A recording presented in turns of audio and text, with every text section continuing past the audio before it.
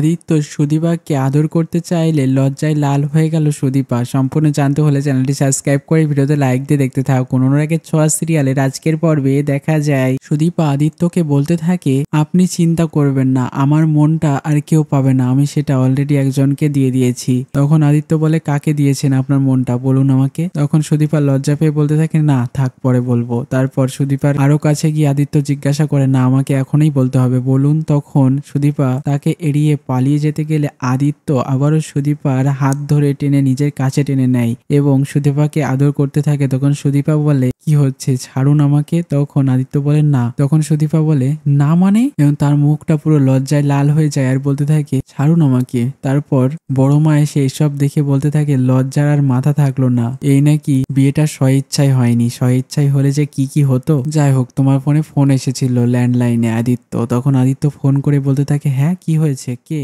আমি এক্ষুনি